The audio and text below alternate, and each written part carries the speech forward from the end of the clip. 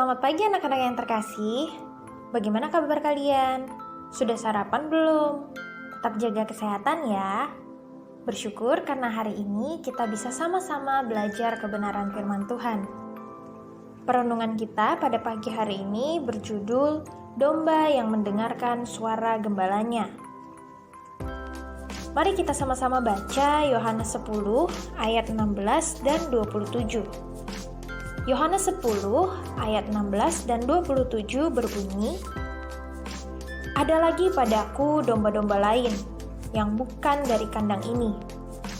Domba-domba itu harus kutuntun juga dan mereka akan mendengarkan suaraku.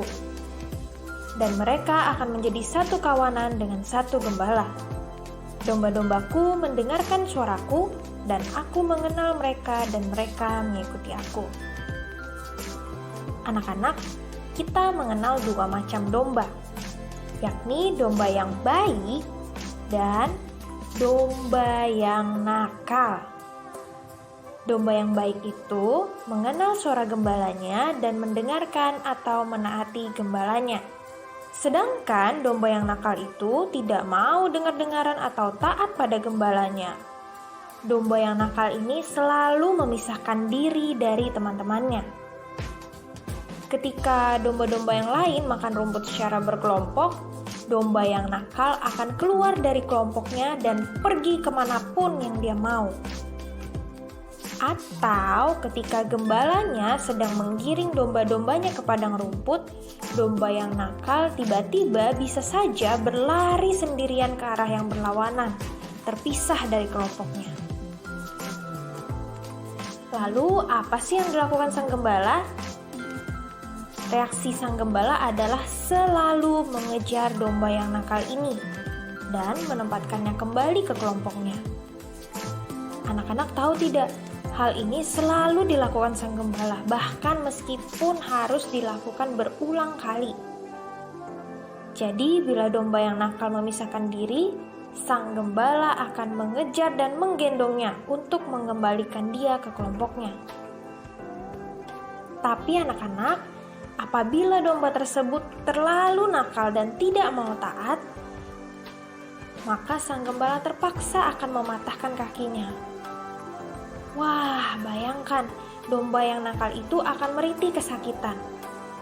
Dan sebenarnya sang gembala sendiri tidak tahan mendengar suara rintihan dari dombanya. Hatinya sakit sekali mendengar rintihan itu. Tapi hal ini harus dilakukan. Kalau domba itu tiba-tiba pergi, dia bisa saja terpisah dari kelompoknya dan bertemu dengan hewan buas. Hal ini dilakukan karena gembala sangat mengasihi domba itu. Setelah ia mematahkan kaki si domba nakal, kakinya akan dibalut dan dirawat. Setiap hari, sang gembala menggendong domba nakal itu karena domba ini tidak bisa berjalan. Domba nakal akan dirawat oleh sang gembala. Domba itu akan makan rumput tepat di samping gembalanya. Karena bila dia makan rumput dengan teman-temannya, bisa saja ia terinjak dan lukanya semakin parah. Ketika sedang berjalan-jalan di padang rumput, sang gembala akan menggendong domba itu. Selama kakinya patah, sang gembala akan menggendong domba nakal ini kemanapun. Dan kepala domba nakal itu akan selalu bersandar pada dada si gembala. Bahkan domba nakal itu menggosokkan kepalanya di bahu gembalanya. Selama kakinya patah, ternyata domba nakal ini berubah sikapnya menjadi sangat manis. Ia tidak berdaya dan ia sangat bergantung pada gembalanya. Setelah beberapa waktu, kakinya pun sembuh. Sang gembala membuka balut pada kakinya dan melepaskannya untuk bermain-main dengan teman-temannya yang lain. Namun ada yang berbeda.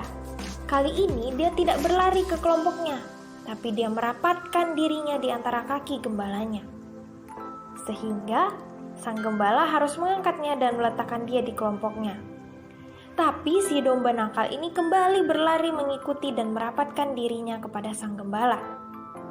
Wah anak-anak, domba yang dulunya nakal dan tidak taat itu, kini tidak mau hidup jauh dari sang gembala. Karena ia tahu gembalanya sungguh-sungguh mengasihi dia. Anak-anak, Pengenalan kita akan Tuhan Yesus, Gembala yang baik itu, seharusnya membawa kita pada ketaatan kepada Tuhan. Mengenal Tuhan Yesus tidak bisa dipisahkan dengan mendengar suaranya atau hidup dalam ketaatan. Kita mengenal Tuhan Yesus lebih baik dengan mendengarkan suaranya atau menaati firman-Nya. Anak-anak, sejauh mana ketaatan kamu kepada Tuhan Yesus, Gembala yang baik itu? Mari kita terus belajar taat kepada Tuhan Yesus, Gembala kita yang baik itu, mulai dari hal-hal yang kecil, mulai dari diri kita sendiri, dan mulai dari saat ini sampai selama-lamanya. Amin.